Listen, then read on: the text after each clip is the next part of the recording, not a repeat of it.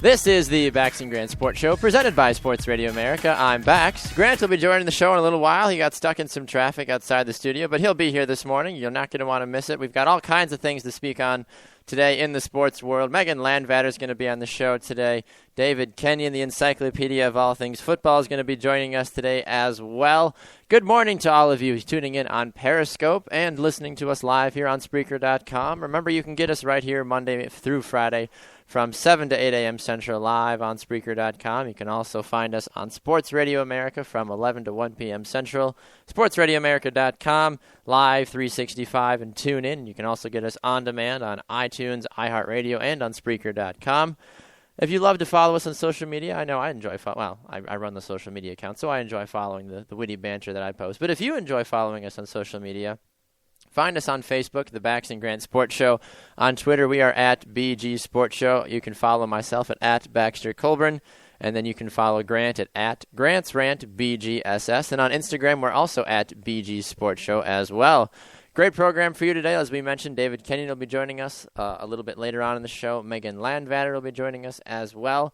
Few different things to speak on today. Connor Christensen might even make a stop by. Ronda Rousey was busy putting people in arm bars and other kinds of crazy things on SportsCenter last night, so I'm sure he'll have some sort of news and insight onto that. Good morning, producer Danny. How are you? You're doing well this morning. It's great. Our producer, Danny, has returned with us again this morning, so good morning, Danny. How are you? I'm doing great. How are you? I'm doing good. I'm glad to have you back in the producer's chair this morning as we get the show moving along. So the first thing that we wanted to hit on for the NFL today is an ever-changing scenario. But one thing that I feel that I've always had an issue with is the conferences. You talk about the conferences of the divisions, of where the teams are lined up and who plays who, and why in the world is a team, from New England in the same division as a team in Florida and all that kind of craziness. It just gets to be a bit of a hot mess this morning, and I wanted to take a moment and see if I can't help realign the conferences. And I've come up with two different ways of how you can do this. The first one is to cut the country in half and go with an East-West conference. I would make the cut basically from Detroit over to the right would be the Eastern Conference, and from Indianapolis over to the left would be the Western Conference. Similar to what basketball has. I feel that there's enough teams through the West, enough teams through the East, that you can cut it down in half and go that way and call it a day. You can also do the same AFC, NFC conferences and also break it into 4 divisions. Or you can do one big conference on either side, like I mentioned, and then you can have the top 8 teams with their records finish accordingly, and then those teams would make the playoffs. So if we're going to go purely from a divisional standpoint, because that's what the NFL knows, that's what people are most accustomed to, because change is bad and nobody likes change, we're going to just do just the 4 divisions. So if you're looking at the AFC, starting from left to right, moving across the country, let's see, so this would technically be the AFC West if you want to go that way. You would have Seattle. Way up north there, you'd have Oakland, you'd have the 49ers, and you'd have San Diego, which is not a bad division in total honesty. I mean, you've got two NFC teams, 2 AFC teams in real life, but this is not real life, and that's one of the things we like to do here on the show. So you'd have Seattle, Oakland, the 49ers, and San Diego, as we mentioned. If a new team goes to LA, maybe they would get jumped in there as well and flip it around and whatever. The next one that we would do would be the AFC. Well, see, this is where it gets dicey with the North. So the AFC North, I believe, is what would be the best one. And that division would probably go, good Lord. Well, see, it's hard to really decipher because there's about 8 teams right away in the middle that make life just annoying for the rest of us. So we're going to go to the South next because maybe that can help with this grouping here. So looking at the South, you would have Arizona. You would have Dallas, Houston, and probably the Saints. Not a bad conference. It'd be a little interesting. I mean, I would pay some good money to see some of those games. So Dallas, Arizona, the Texans, and the Saints in the AFC South. Looking at, let's go to the AFC East might be a better thing as well. So the AFC East, you would more than likely have Green Bay, you would have Tennessee, Indianapolis, and Chicago, I think. No, Green Bay would not be in there. So you'd have Indy, Tennessee, St. Louis, and Chicago would be that division. So that would be, well, once again, I think that's just an awful division. Indy would have no problem with that division.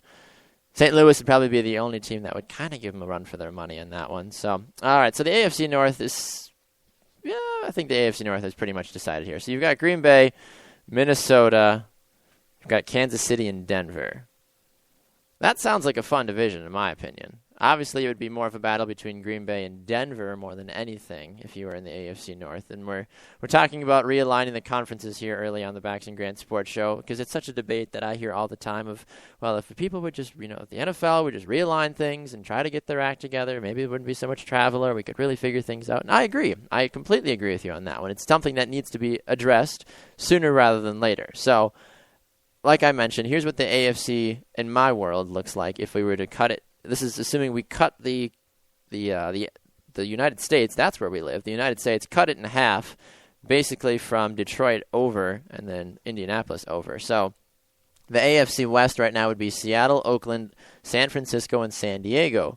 AFC South would be Arizona, Dallas, the Saints, and the Texans. The AFC North would be Green Bay, Minnesota, Kansas City, and Denver. And then you would also have in the AFC East, you would have Chicago, Tennessee, St. Louis, and Indianapolis. Out of all of those, the AFC North, in my opinion, would probably be the most difficult one to get out of. Someone on Periscope says, but there's playoff baseball, hockey, starting in NFL football. Well, we're talking about NFL football this morning, unless you forget what NFL teams are. So there's all kind. We're going to be getting to playoff baseball a little bit later on the show. Grant might even throw some hockey in. I know last night was opening night of hockey, so I'm sure Grant has some sort of debate or something he wants to throw around for that. So looking now at the NFC, we're going to look and see what the NFC West would look like. So the NFC West would more than likely have Detroit, Cincinnati, Cleveland, and probably Carolina. I mean, there's so many teams right in the same area that it's hard to fully figure out who would all be in that one division.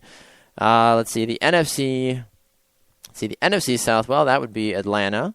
You'd have Jacksonville, you'd have Tampa, and you would have Miami in that one as well. So it would be the three Florida teams, and you would also have Atlanta as well.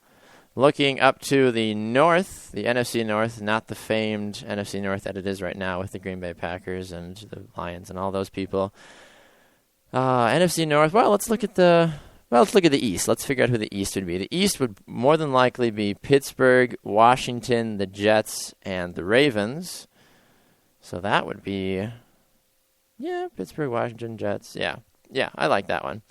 All right, so, and then the NFC North, assuming that we were to go that route, would be the Patriots, Eagles, Bills, and Giants.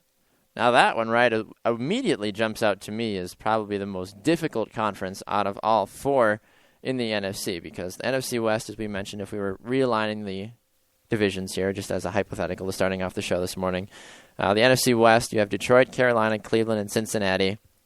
More than likely, Cincinnati and Carolina would be the ones that would duke it out the most in that one.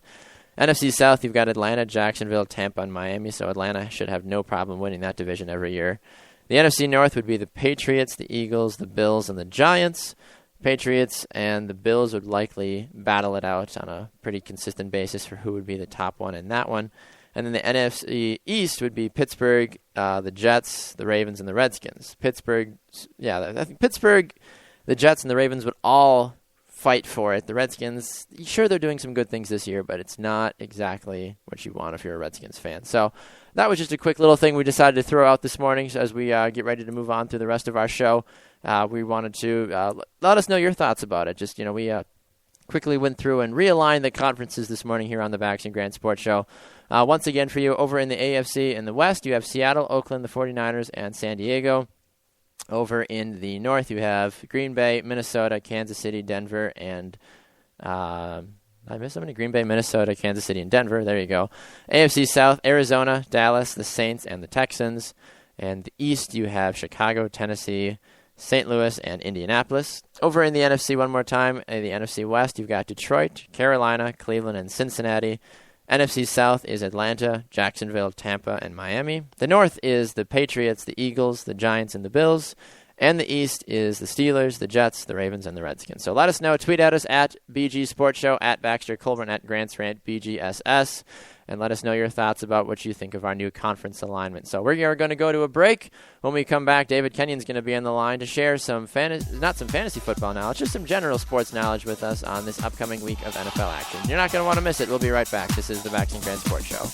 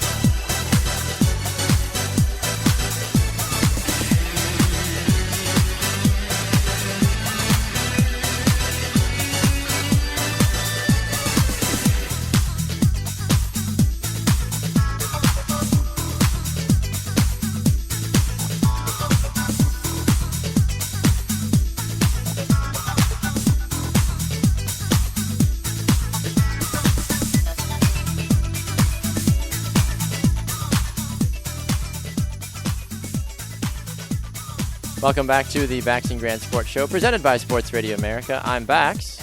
It's Grant. All right, Grant, good morning. How are you, sir? Welcome back. I'm doing good. It's early in the morning, but we're It doing is. good. It's a little earlier than we. It's part of the show. I mean, it's what we love to do. You got to get up, give the people what they want early in the morning, Grant. When they're in. Hey, you still got to go. Yeah, you got to put in the effort, put in the time. Got to win the big game. Exactly. So, well, it is a Thursday edition of the Bax and Grant Sports Show, which means we get to welcome in one of our favorite people. That would be David Kenyon of Bleacher Report, as he joins us every Tuesday and Thursday on the Bax and Grant Sports Show. Good morning, David. How are you? Doing pretty well. That's good. We're glad to have you back on the Bax and Grant Sports Show as we do on our Thursdays. We'll be previewing some of the games around the NFL this week and some pretty big ones to look forward to. What are some of the games that fans should be keeping a close eye on this week? Well, my favorite game of the week is just back to that Cincinnati team that we've been talking about. The Bengals will host the Seattle Seahawks. I am very excited to see Andy Dalton and what he can do. Can he avoid a letdown for probably one of the first times in his career after a good 4-game stretch? He's struggled to put together a bunch of good performances and keep it that way. He's always had a bad one. They do have an advantage. Seattle is 9-11 in their last 1 o'clock games. So I want to see Andy Dalton be the quarterback that we want him to be. I was going to say, I feel like that's kind of the thought around the NFL as a whole, is that I feel that people necessarily don't want Andy Dalton to be a bad quarterback. They want him to be a good one, but he's so hard to get behind because he's so inconsistent. I mean, going against Seattle is going to be a great test to see just how good he is this season. I mean, he's already thrown for over 1,100 yards in 4 games and 9 touchdowns. That's pretty respectable through 4 games, if you ask me. Yeah, sorry. Happens. Stumbling over words this morning. Yeah, exactly. I mean, nearly 300 yards a game, 1 interception, just taking 2 sacks. A.J. Green had his stellar game against Baltimore. And they haven't even had a running game yet. And that'll be a big key for them in this one. Gio Bernard is the better running back so far. But if they can get Jeremy Hill going against the Seahawks, that'll be big. But as Seattle showed on Monday night, they just totally stifled Detroit's running game. Yeah, they really did, and I was a bit surprised by that, in total honesty. I mean, not like Detroit has a fantastic running game, because let's be honest, I mean, they are the worst in the league right now. They average 47 yards a game from the rushing perspective, but you'd still expect a little bit better performance overall from a Lions team that knew that the Seahawks were kind of struggling. Now, there's an interesting game going on Sunday afternoon. Grant, did you want to make a moment to mention that? Yeah. Looking at all the games this week, you see the Patriots and the Cowboys. You have the Patriots, which, of course, you have Tom Brady absolutely torching defenses. He's 96 for 133, over 1,000 yards already with 1,112 yards, 9 touchdowns, and no interceptions yet this year.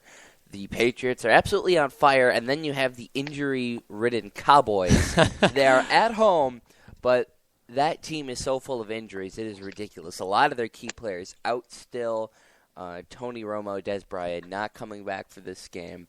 Do you think the Cowboys have any chance to beat the Patriots at home? I really don't think that there's going to be a lot of chance for Dallas to stay in this game. They are hoping that Sean Lee, their middle linebacker, will play. That was a question I was going to ask, so thank you for talking about that. You're welcome. Yeah, Sean Lee, he's a really underrated guy because he's injured so much. Like last year, I think he had an ACL tear before the season even started, and it's just injury after injury, and unfortunate ones for him too. It's just like, you wish this guy would stay on the field, but he can't. But they are hoping he does play, and if he does play, that helps them a lot because Gronkowski is going to destroy Dallas if Lee's not there. Yeah, I think that Grant makes a fist bump here with himself, basically, as he's excited because he's got Gronk on his fantasy team. So if you can have a great production from Gronkowski against the struggling Cowboys secondary, especially without Sean Lee, you made mention it's going to be a pretty long night for the Cowboys on that one. What other games around the NFL do we need to be keeping an eye on, David? Well, I just want to mention that Dion Lewis, the Patriots running back, he might have 100 yards receiving in this game too, because Dallas's linebackers are so bad.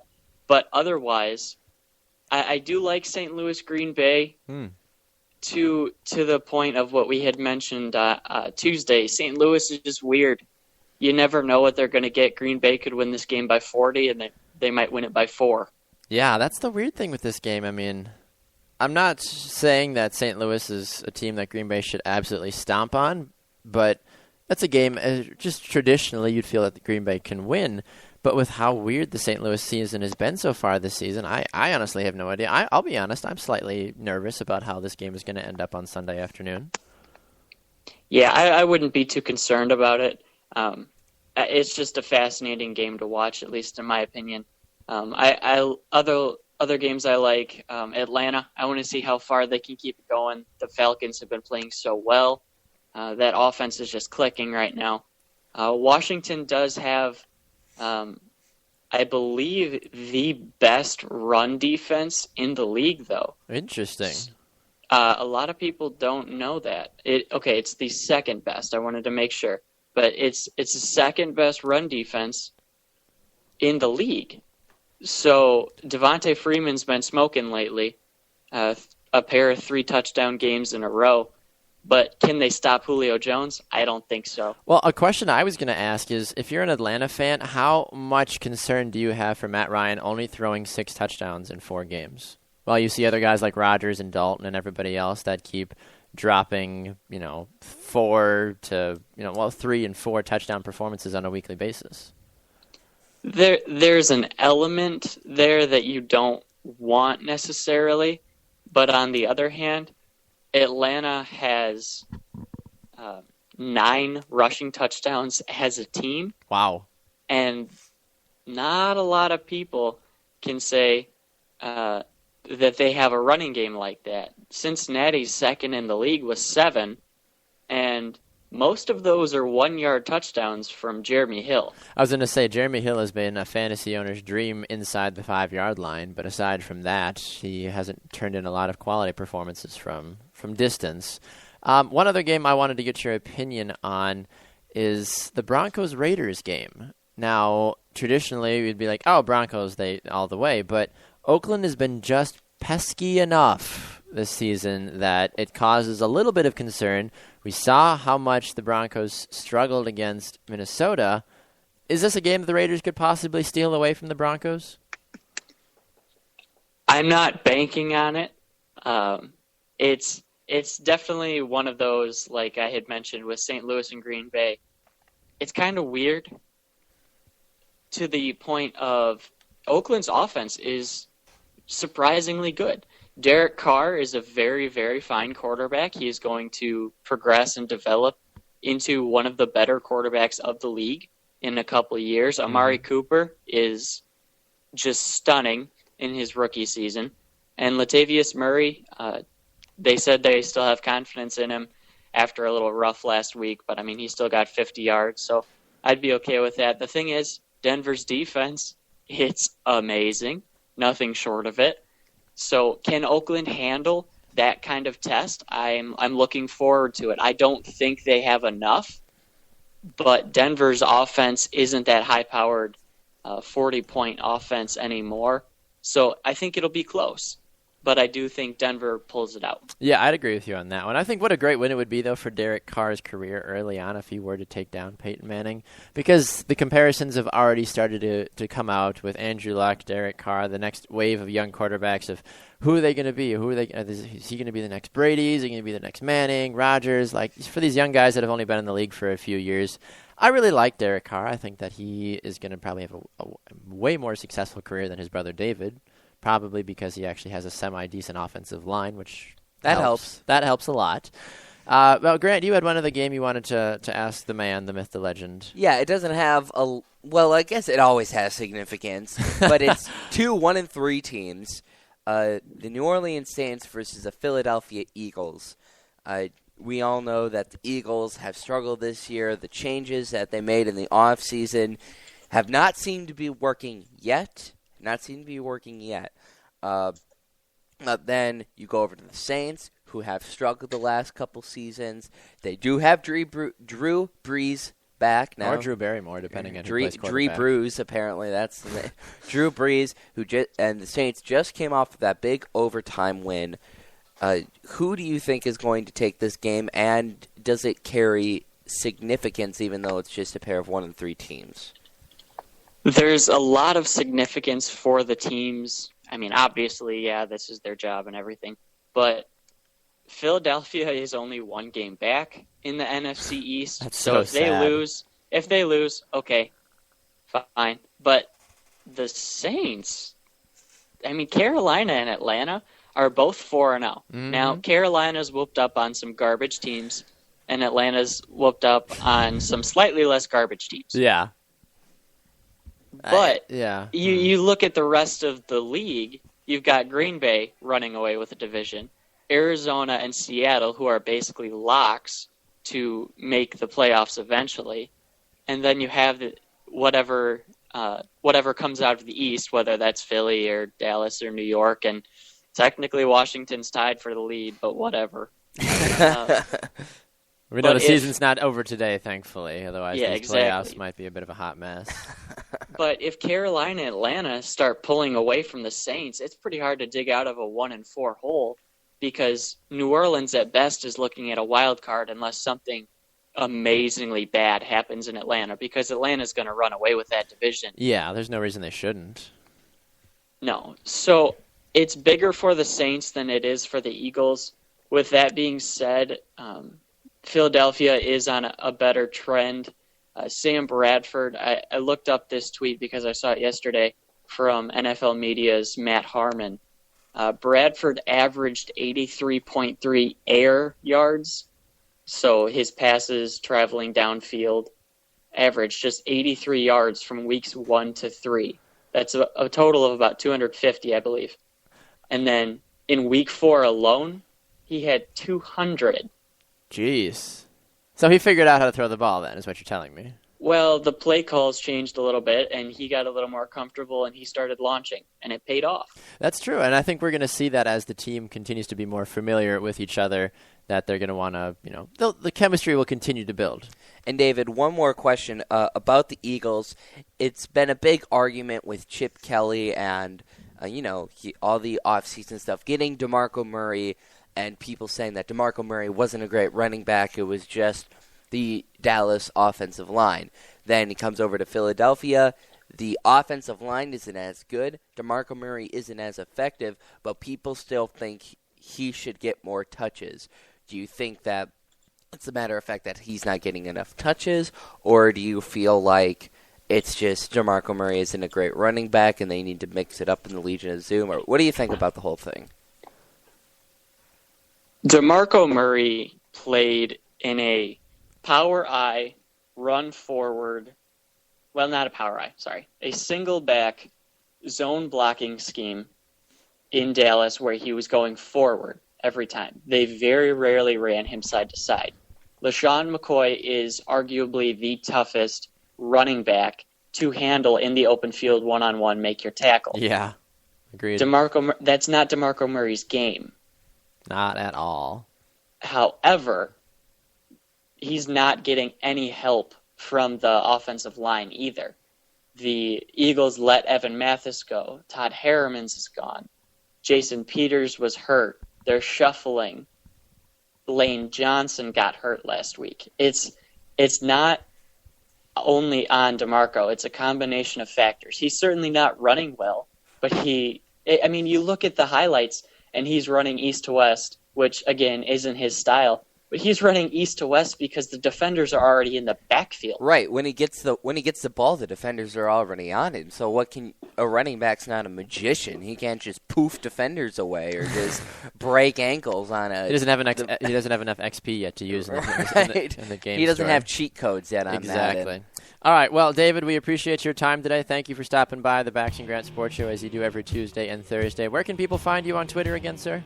They can find me on Twitter at Kenyon19_BR, KENYON 19_BR. Awesome. Thank you so much. David Kenyon, the Encyclopedia of Football here on the Bax and Grant Sports Show. Enjoy your weekend. Good luck in your fantasy games, and we'll speak with you again next week, sir.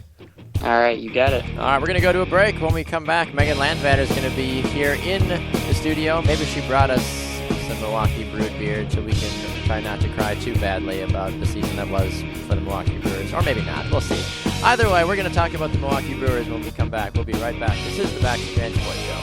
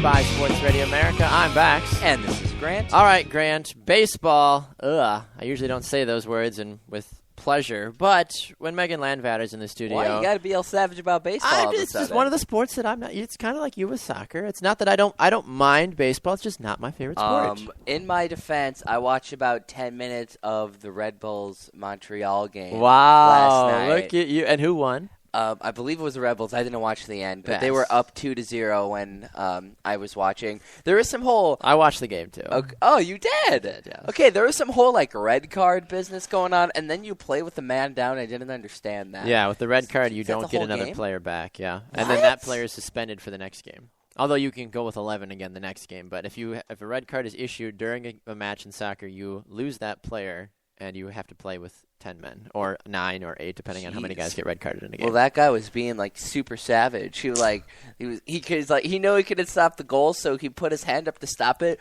but moved his head to make it look like he headed the ball. I'm like, ooh, this guy is super cheeky. Tried to be cheeky there. Ooh. Anyway, well, it didn't work out, unfortunately, because New York still ended up winning the game. But no, that was a fun game. It was. I was like, yeah. oh, this is cool. Soccer. Way to go. I'm proud of you, Grant. Yeah, well be done. proud of me. I'm very proud. I never said I wasn't. All right, well, it is time to talk about a little bit of baseball here on the Bax and Grant Sports Show.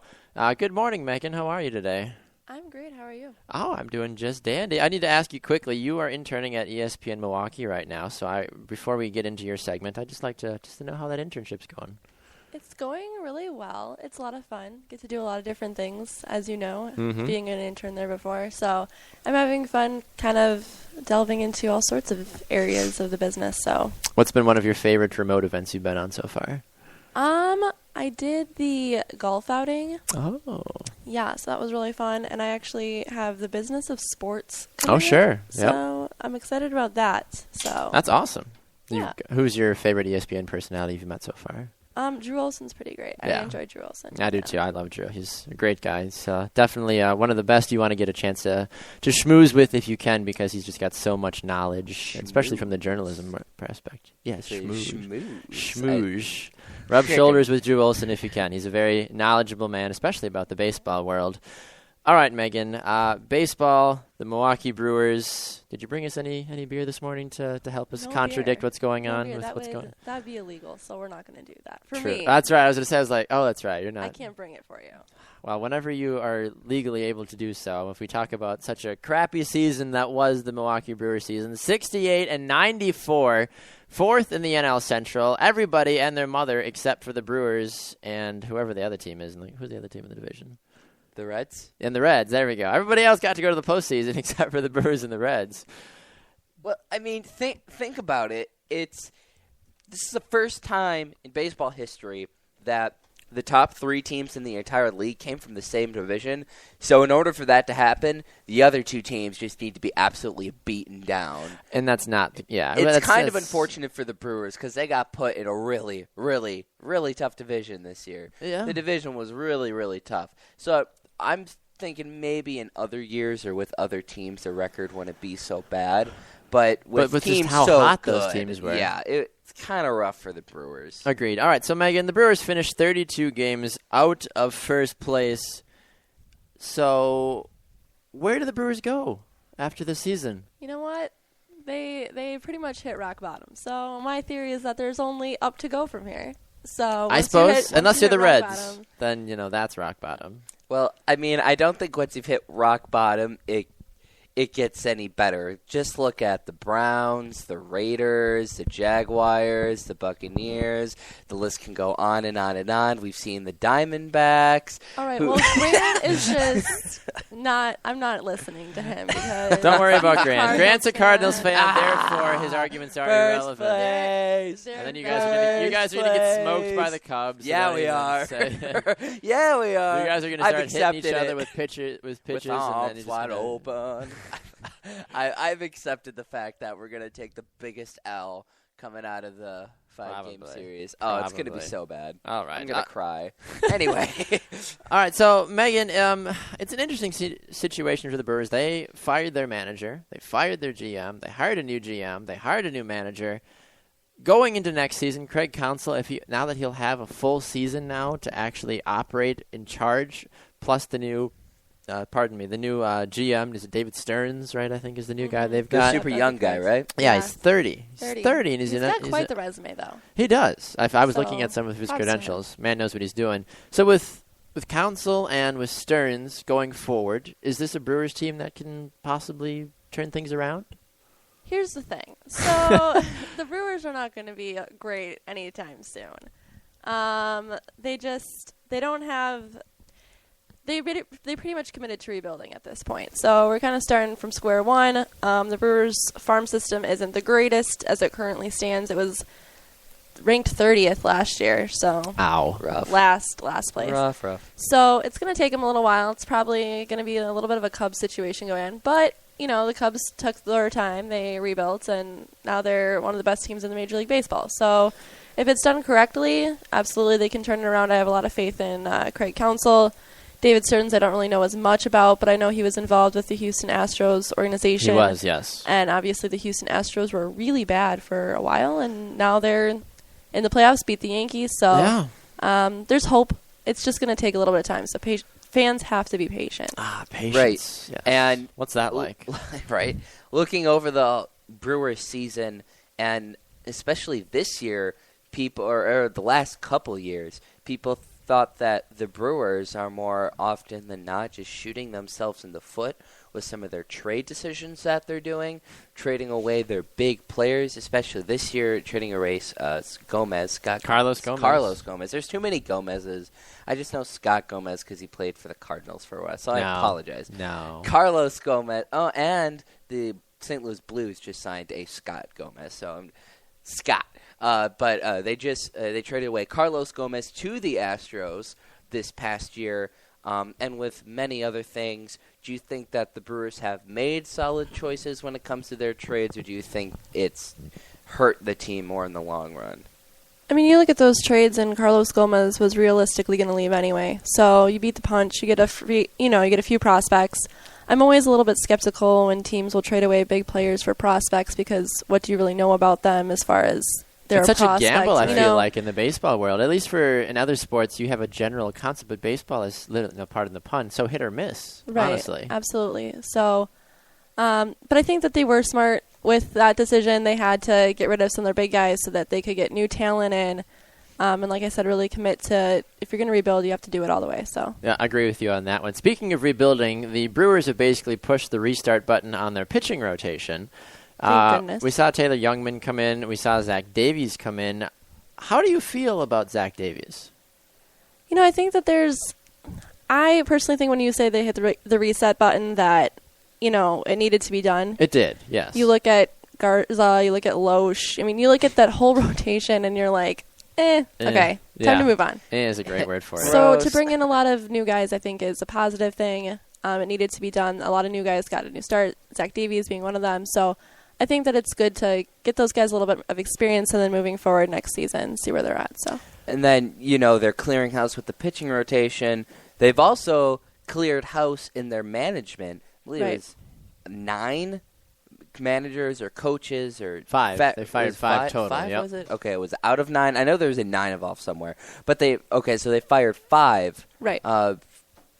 managers, managerial staff, coaching staff, what have you. Yes. Do you think that was a good call? Do you really think it was the managers to be called because it was the first base coach Right. was fired? They've had the bench coach fired to name a few. I believe the pitching coach as well Let's fire was everybody. thrown in there. Fire 'em all. In sports, a lot of times, coaches and managers will get fired, and you'll oftentimes say, well, they're not really the ones on the field playing. They're not the one losing games. But at the same time, sometimes you have to fire people to just restart and find someone new and kind of send a message that, yeah, that's not, Like, time to go. Time to go. Bye-bye. Bye-bye now. Exactly. So, Megan, if you had to hand out a team MVP this season, do you have anybody that would make your list, or was the team that bad that it was hard to give out? I know. I wasn't prepared for that question. I'm so sorry. You got to think on your feet. If you want to succeed in the sports world, Megan, you got to act quick under pressure. No, I don't know. Okay, I honestly don't even know what to say because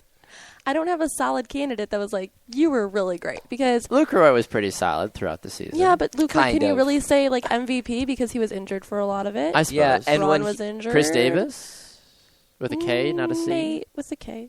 Chris Davis with a K. Well- Maybe, but honestly, you look at this team and they were just really just frustrated. Well, It was I rough. realize that. But Yes. I mean, Well, yeah, but Baxter, when you bring up Lucroy, it's like Megan said, he was injured for part of the season. Sure. And when he was here, I feel like he wasn't as good as he was in seasons past. I feel like he was a little lackluster. Ryan Braun was a little lackluster. And I maybe think- that was because of the whole team in general just wasn't nearly as good. you But look at it and from the get-go, we had some injuries going on. Luke Roy was injured, and Ryan Braun's getting another surgery, I think today, actually. Ooh. So you look at that, and those are your two main guys. Carlos Gomez was doing pretty well, but he gets traded away. Okay, there were a lot of young guys who came in at the end, and I looked at them and I thought, you know what, they could be really great. But at the same time, whenever you bring in young guys, you're going to be dealing with mistakes and a little bit of a rough patch. I remember, I think it was like last weekend, there was a catch in the outfield, and I just remember thinking that summed up the Brewers season because it was a simple, lazy fly ball into the outfield, and two guys went for it, and the ball got Oh, dropped. I saw that. Yep. I did see So that. that pretty much sums up the Brewers. But you know what? I think they have a lot of young talent. If they develop it correctly, they'll be fine. All right. Well, Megan, we appreciate you stopping by the show today, as you do sparingly, to offer some pretty good insight for us. And people can find your work where? They can find my work on Dairyland Express, and they can also follow me on Twitter at LawnVotter812. Absolutely. Well, thank you so much for taking the time today. We appreciate it, and we'll speak with you again in the future. All right, sounds great. Thank you. No problem. We're going to go to a break. When we come back, Rand is going to start his hockey hysteria. Woo! Hockey season has started. Don't miss it. We'll be right back. This is the Bax and Grant Sports Show.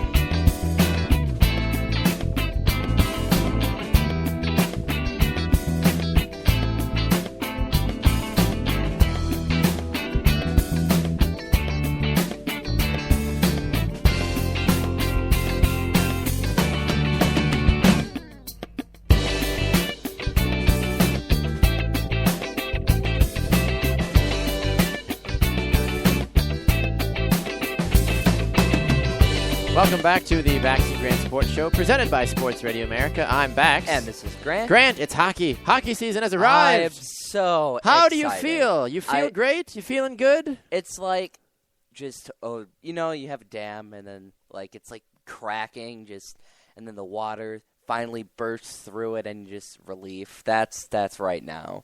I was just waiting for hockey to start because it's so exciting. And before I was clicking around and just watching some of the highlights, and it was making me happy just because it's just needed. And there was so much sport going on. I was going to say, yesterday. I'll be honest, It was I just so forgot. good.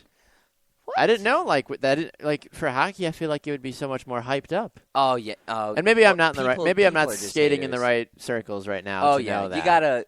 If you're following any hockey stuff on social media. It was exploding yesterday. Okay. There was just like, it's time, game time, woo! And everybody's like super excited. So I'm pumped. super excited. But there was a soccer game last night that I thought was pretty sweet, cool. So playoff chase right now for MLS.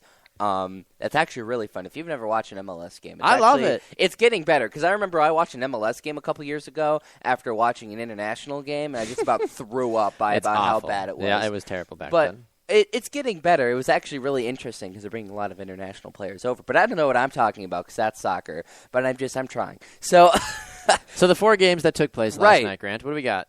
okay, so we have Montreal Canadiens. We'll start with them. Yep. Taking on the Toronto Maple Leafs in Toronto. Montreal winning by a score of 3-1. The Hart Trophy winner, Carey Price, comes off of that was his last season. He won the Hart Trophy. That's best goaltender in all of hockey. Comes away with the win. So that is. I just lost all my things that I wanted. All right, there we go. Carey Price, he had 37 saves. Wow. Absolutely ridiculous. Only 1 goal last night. Then Jonathan Bernier, the goaltender for the Toronto Maple Leafs, 29 saves, 2 goals. That's a 93 save percentage. Carey Price had a 97 save percentage. So actually some really great goaltending last night in that game. You had the goals. I'm only going to say some. You had Max Pacioretty actually with a pair of goals, and then you had James Van Riemsdyk from the I know some of the names, man, and the names It's hockey season. The names are new, so I'm getting scared because I didn't watch all the games, so I don't know how they're pronounced. So some of these guys are weird because they're not. Some of them are rookies, so I'm like, oh no, I don't know how to say your name, but it's got a bunch of Y's and Z's and W's and silent Q's in them. So then you have James Van Riemsdyk. He had a goal for Toronto, the lone goal. So yeah, pretty good game over there. It was a back and forth game. Reading about it, so that's always good. Looked like Montreal had some issues that could have been a higher scoring game. Looks like they missed a lot of opportunities in the third period. So moving over to the New York Rangers against the Chicago Blackhawks. Almost said Cubs. Watched the game last night. That was a great pitching performance by Arrieta, by the way. Yeah. Anyway, so you had the Chicago Blackhawks, not Cubs, at home, raising their banner after coming off the Stanley Cup win. Everybody is super excited. And then the New York Rangers came in where they left off, handing them their first loss of the year, 3-2. You have a lot of new names. Well, of course, you have Derek Stepan for the Rangers, Kevin Klein for the Rangers, scoring goals. You have Oscar Lindberg scoring a goal, and Teravainen. I think it's Toivo. I know it's Teravainen because I hear his name all the time. Toivo Teravainen. I think that's what it is. Not 100% sure. Teuvo. Yeah, I think. And then you have Panarin from the Chicago Blackhawks. I think he's a newer player. The tough thing with the Blackhawks is they got rid of a lot of their team.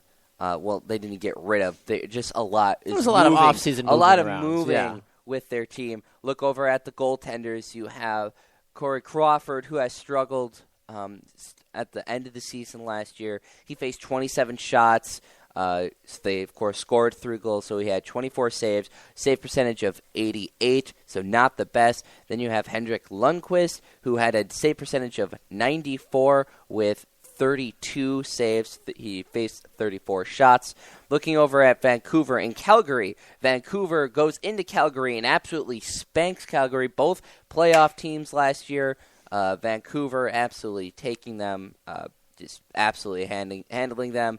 You have Vancouver being scored by, you have Henrik Sedin, you have Daniel Sedin, the Sedin brothers going at it, both scoring a goal. Miller gets a win in Vancouver, or in Calgary, for Vancouver, I should say. Then looking over quickly at San Jose and the LA Kings. LA Kings were a bit of a struggle last year, and it looks like their woes continue. San Jose and LA were about middle of the road to bottom half teams in the NHL. San Jose winning 5-1. Jonathan Quick getting the loss. You have for San Jose. Wasn't very quick last night. No, not really. You have key goal scorers last night. Joe Pavelski for the San Jose Sharks, and Joe Thornton, the old Joe Thornton. In my opinion, he's a big old guy, but he's still got to go. Yeah, he got to go. He's still going at it. But he doesn't have a lot more seasons left in him, unfortunately, even though he's a great player. All right, well, that was the quick NHL roundup here for you on the Baxter and Grant Sports Show. Now that it is hockey season, we'll be hitting on it a whole lot more as the season gets underway. Once the Blues start doing blue things, I don't know. Grant's a little worried. But we have to go to a break. We'll be right back. When we come back, Connor Christensen will be here to offer his fight corner. This is the Baxter and Grant Sports Show. Don't go anywhere.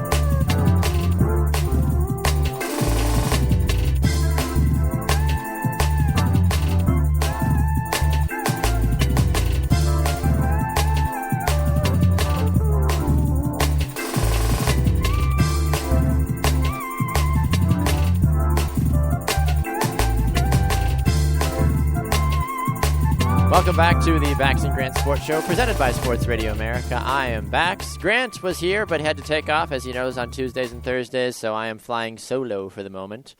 I am joined in the booth by our producer, Danny Hoffenstein, but he is busy making music and mixing things and making sure we all sound pretty here. So we are going to be welcoming in, though, Connor Christensen, as we do here on the Bax and Grant Sports Show. Connor joins us on Mondays to offer fitness tips, and then he joins us on Thursdays to talk about his fight corner. So good morning, Connor. How are you this morning, sir?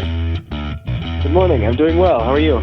Doing good, man. We're glad to have you back on the show. A lot of interesting things happening in the fighting world. The UFC, MMA, Ronda Rousey causing headlines. What do you got for us this morning, bud?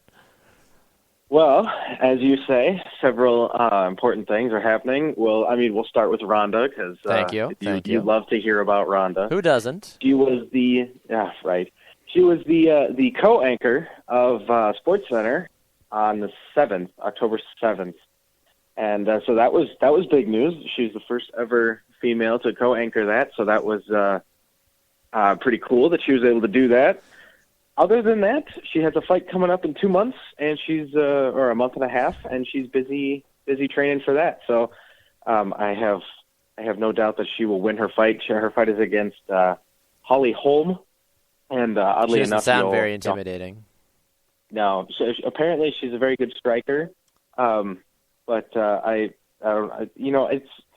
You look at the opponent's name for Ronda Rousey, and then you assume that Ronda's going to beat them anyway, because that's just how it works. Yeah, I would agree with you on that one. It's not often that you see a fight where it's like, oh, Ronda versus, oh gosh, is Ronda gonna? No, we're gonna be fine, world. Everyone just chill. It's not, is this person gonna beat Ronda? It's, is this person gonna last a minute against Ronda? That's the question that pops into my head whenever I think about future fights for Ronda. But so that's Ronda Rousey. Other than that, there's not much going on with her. I'm sure she's focusing on her training at the moment, trying to be prepared for this fight. Not that she has much to worry about, but yeah. And what just happened? UFC 192 just happened. Yep. Where last time I came on the show, I talked about an up and comer, Sage Northcutt, who won his UFC debut. Good for him. 192. Yeah, Francisco Trevino was his opponent. He's a 33-year-old. Just to throw that bit out there, because Sage is only 19 years old, and Sage demolished him. I watched the fight. It was wow. It was bad. It was very bad for Trevino. Sage was able to, or Trevino came in trying to get a head kick, and Sage completely sidestepped him. And then Trevino fell down. Sage was on him, throwing punches, throwing elbows, got a takedown right away, pushed him up against the cage, took him down, and then just started throwing elbows on him. And then the ref called the fight. And it's interesting because Trevino thought that the fight was called way too early. Really? But if you watch it, Trevino was getting manhandled. The guy that was losing said that the fight call. wasn't called. He thought the call was too early. Yeah, he thought that he should have gotten beat up more. So, I would have been like, man, I'm good. If I can get out of here without a broken bone or anything, man, that's fine. Pay me my money. Let's get out of here. Because he was not going anywhere. Sage had him completely under control. He was not going anywhere. The ref did him a favor. So So Sage Northcutt got his UFC debut victory, which was very good for him. Expect great things from him. He will be a great fighter. I have no doubt about it. Wow, such a young guy too. 19 years old. You don't hear about it. I think last time I came on and talked about him, I said he was the third youngest in UFC history. So, well, good for him though. Congratulations to Sage. Any interesting news at all about Conor McGregor at all? I've heard mixed things about him. What's going on with Conor? Conor, first of all, he has a fight coming up in December, UFC 194, against Yoso Aldo, and that, oh my goodness, that is going to be a fantastic fight. To anyone who has any love of UFC, watch that fight, because I guarantee you it will be an awesome fight. Conor McGregor he says that a $100 million contract is in the works right now. And for a UFC fighter, that would be some of the biggest numbers in UFC history.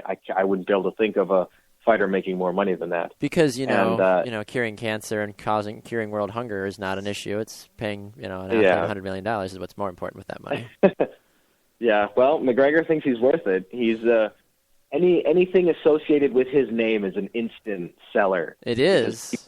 People love Conor McGregor. They want Conor McGregor, so they're going to pay a lot of money to watch Conor McGregor. And even fighters that fought against him, Conor McGregor is not undefeated. He has lost. Yeah, yep, I've heard that before. Fighters that have beat him, fighters that have fought against him, instantly kind of get that notoriety based off of, I fought Conor McGregor, win, lose, or draw. Yeah, it's still a notable thing. It's one of those things that those guys can look back on their career later on and be like, hey, I won or I lost to Conor McGregor, but I still got to fight him. Exactly. And Conor McGregor had said this, had a quote that I read earlier, and I thought it was kind of interesting. He says that when most fighters lose a fight, it's not a draw, obviously. Yeah. But when True. and then he goes on to say that when he loses a fight, it's a draw, not actually a loss. It's just a draw. Huh. Yeah, so that's kind of how he thinks of himself. Even when he loses, he hasn't lost yet. He's going to come back. He's going to keep fighting. Oh, okay. He's you know. looking for a second chance, Yeah. and then he's going to really prove it when he can do next one. Exactly. Interesting. So, yeah, whether or not he's worth a $100 million contract, Maybe. I mean, he's got so many other endorsement deals that he does. I don't think he needs $100 million from just the fighting world. Yeah, well, I mean, if they're willing to pay him, then Yeah, good for on him. him. But but yeah, no, that's the interesting news with Conor McGregor right now. We'll see if he can take on Yoso Aldo, who is the best pound for pound fighter in the UFC. Wow. So maybe if he beats him, we can talk $100 million. But, I'm going to have to. Yeah, I think until- that would be a better time to see it. If he can win that fight in December, then we can be like, all right, you won the fight, and here's your new contract. Merry Christmas, Yeah. Happy New Year kind of a thing. Yeah, exactly. All right. Well, Connor, thanks for stopping by the show, man. We appreciate your insights. We will speak with you again next week. Good luck to your Vikings and your fantasy team this week as well in the NFL. Oh, they both need it, so thank you. Sir. You are welcome. All right, man. We'll talk to you later. Have a good day. Yep, you too. All right. See you, man. All right, another exciting edition of the Bax and Grant Sports Show is in the bag. Special thanks to David Kenyon of Bleacher Report, Megan Landvatter of Dairyland Express, and you just heard from Connor Christensen as well, all offering different insights into the sports world. We love it. We had a great time today. Grant offered some great insight into the hockey world, and we also talked about if we realign the conferences in the NFL as well. Go back and check that out in the first segment. Remember, you can get us right here on Spreaker.com and on Periscope from 7 to 8 a.m. Central Time. You can also get us on Sports Radio America from 11 to 1 p.m. Central on Live 365 and TuneIn, and on demand anytime you want on iTunes, iHeartRadio, and on Spreaker.com. For those of you that love to follow us on social media, feel free. You can get us on Facebook at the Bax and Grant Sports Show. Twitter, we are at BG Sports Show. You can follow Grant at Grant's Rant BGSS, and you can follow myself at Baxter Colburn. If you ever want to shoot us an email, you can get us at bgsportshow@gmail.com. And that's about it. You can get us just about anywhere. Contact us. Let us know your thoughts. We love hearing from you guys. Special thanks to Danny Hoffenstein, our in-studio producer. Nicely done, Danny. We will see all of you again tomorrow for a Friday edition of the Bax and Grant Sports Show. Enjoy your day, and we will see you all tomorrow. Have a great one, everyone.